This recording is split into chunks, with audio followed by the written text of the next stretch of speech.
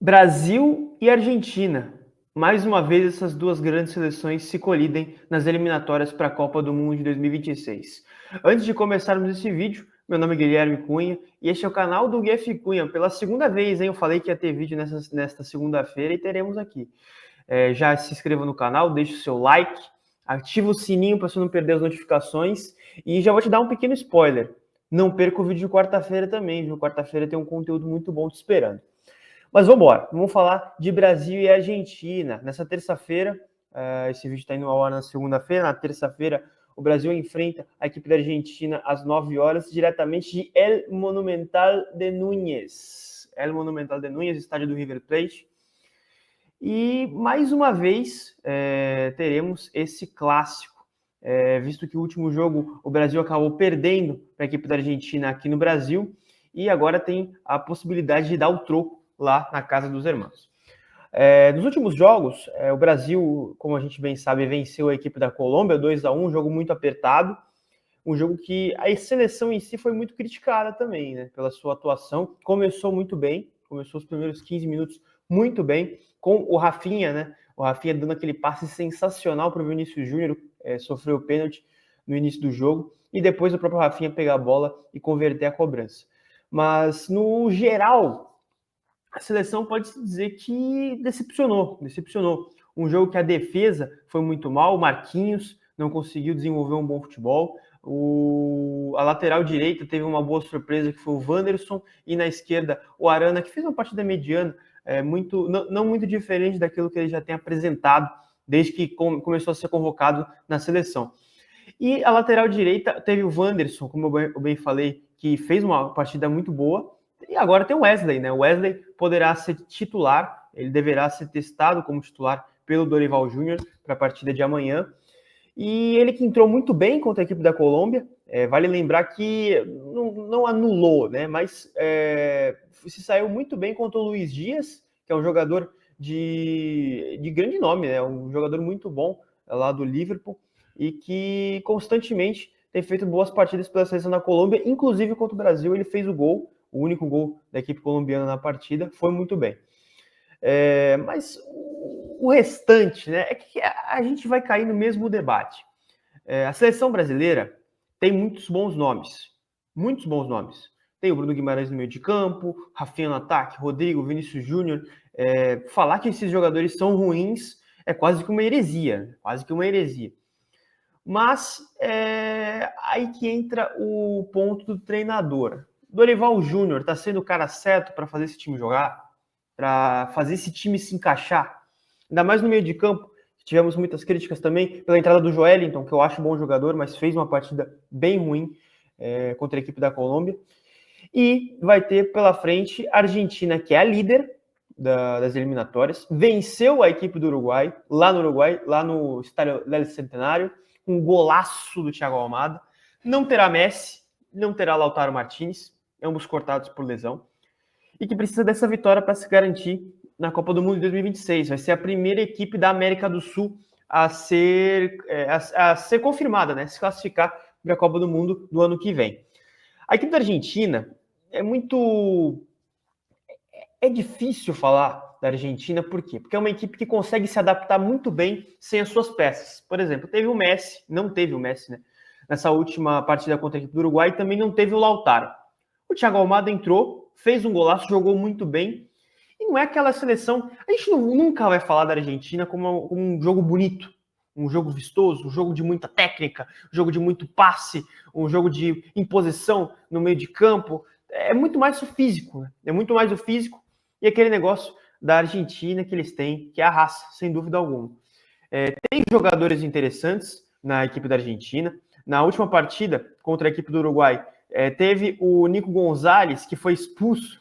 O Nico Gonzalez que foi expulso quando entrou depois no lugar do Juliano Simeone, que também é um bom jogador, joga no Atlético de Madrid.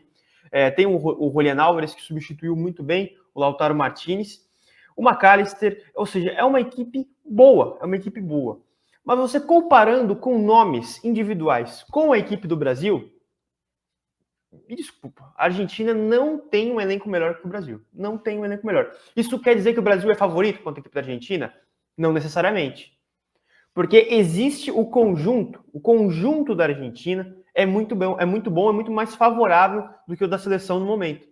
A equipe do Lionel Scaloni, desde a Copa do Mundo, vem sendo constante, tanto que venceu a Copa América, depois da Copa, né, ano passado, venceu a Copa América, inclusive o Brasil parando para o Uruguai nos pênaltis, e na final, a Argentina batendo a Colômbia, uma partida muito boa da equipe da Argentina também, inclusive o Messi fez uma grande partida, mais uma grande partida.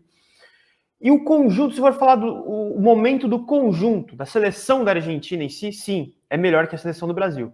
Mas por nomes individuais, eu não consigo deixar a seleção brasileira de fora, não consigo falar mal da seleção brasileira.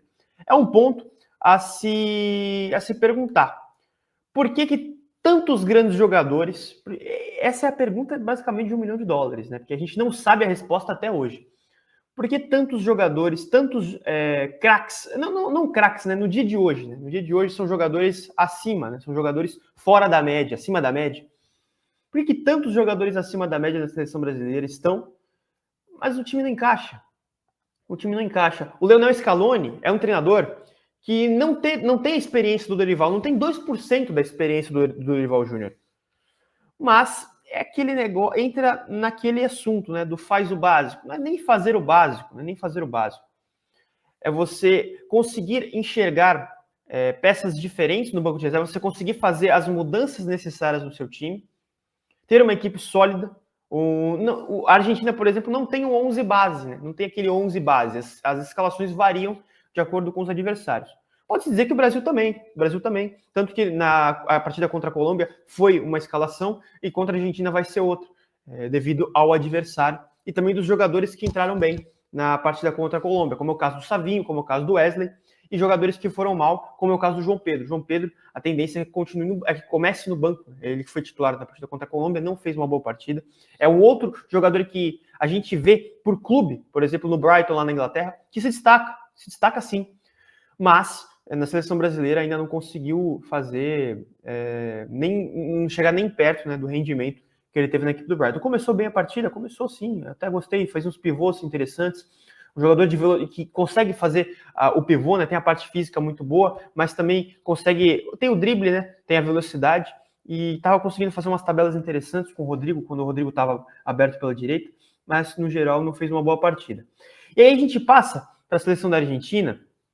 Temos, por exemplo, o Enzo Fernandes, que é um dos pilares, né, desse meio de campo da equipe da Argentina, não sai de jeito nenhum. O McAllister também, que fez uma Copa do Mundo sensacional, e até hoje, tanto que depois da Copa foi comprado pelo Liverpool, né, foi contratado pelo Liverpool, e tem jogado regularmente lá na equipe do Arne Slot. Na seleção, também parece que não sente o peso da camisa, é, né? Um jogador que consegue desenvolver muito bem o seu futebol na seleção quando joga pela equipe da Argentina. E se for pegar a convocação em si da Argentina, por exemplo, o banco de reservas, eu estou aqui com o banco de reservas na partida contra o Uruguai, não é uma seleção de grandes nomes. Por exemplo, temos o Leonardo Balerdi, que é um zagueiro que chegou a entrar, também jogou no Olympique de Marseille. Ángel Correa, que está sendo especulado, inclusive, no Tigres do México, para voltar voltar da Europa, né? E voltar para as Américas. O Excel Palacios, que não é um grande jogador, não é um craque, jogador do Bayer Leverkusen. Temos o Nicolás Gonzalez, que eu bem falei, que foi expulso, o Nico Gonzalez, mas que também é um jogador bom, mas não é um jogador acima da média. Por exemplo, o banco da seleção brasileira é muito melhor. Eu vejo como muito melhor. O elenco da seleção brasileira eu vejo como muito melhor que da seleção argentina, só que o conjunto é o que pega, né? O conjunto é o que faz um time jogar. E isso tem muito o dedo do treinador. O Lionel Scaloni faz um trabalho muito melhor que o do Dorival, também muito mais vencedor. E não tendo o mesmo material humano, né? Não tem jogadores da mesma prateleira da equipe da seleção brasileira. Por exemplo, o Rafinha seria titular tranquilamente sem o Messi na seleção da Argentina. O próprio João Pedro brigaria por vaga na seleção também, brigaria por vaga. Vou pegar aqui a escalação do Brasil contra a equipe da Colômbia. Vários jogadores poderiam ser titulares tranquilamente na equipe da Argentina. Só que no Brasil o conjunto não consegue render. O time não consegue render. Por exemplo, o Gabriel Magalhães na zaga, também muito melhor que o Otamendi, muito melhor que o Christian Romero.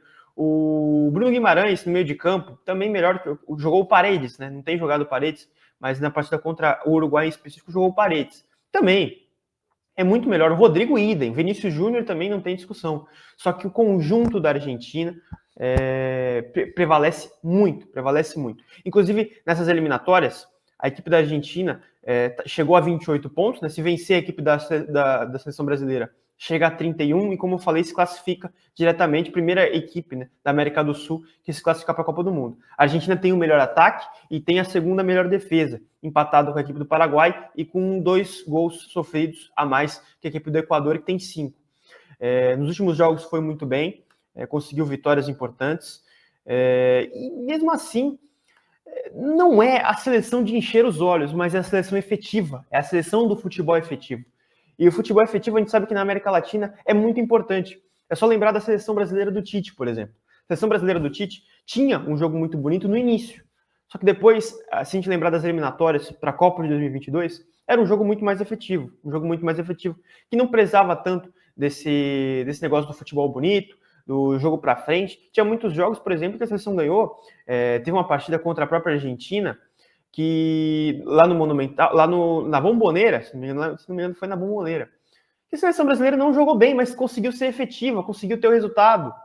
Então, é aquele negócio, falta um pouquinho desse senso do treinador que na Argentina tem e no Brasil não tem. A ver nessa partida de amanhã como vai ser o desempenho da equipe da seleção brasileira. E esperamos que barre, né, a classificação da equipe da Argentina. O Brasil hoje tem 21 pontos, se vencer passa a equipe do Equador, que também venceu na última rodada e passou a seleção brasileira. E tem que torcer para tropeços de Uruguai e Paraguai para tentar se manter ali entre o top 3 das eliminatórias. Claro que vai classificar para a Copa do Mundo, né? Vai classificar para a Copa do Mundo. Mas agora é ver como a seleção chega para essa Copa do Mundo, como é que sai das eliminatórias, se vai ter o mesmo rendimento que teve nas eliminatórias, esperamos que não na Copa do Mundo, porque o contexto é diferente, né? O contexto da Copa do Mundo é totalmente diferente. A gente lembrar da equipe da Argentina, que quase ficou fora da Copa de 2022 e conseguiu se classificar, conseguiu passar na última rodada, não chegou nem aí a repescagem, né? Tinha perigo de ficar fora até da repescagem, conseguiu ir direto e acabou, deu no que deu, né? Acabou campeão do mundo. A ver como vai ser a equipe da seleção brasileira. É isso.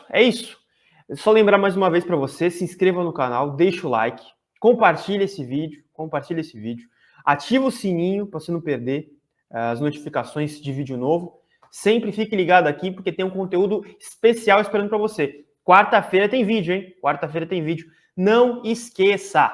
Muito obrigado, viu? Obrigado pelo seu acesso e nos vemos na quarta, né? Nos vemos na quarta.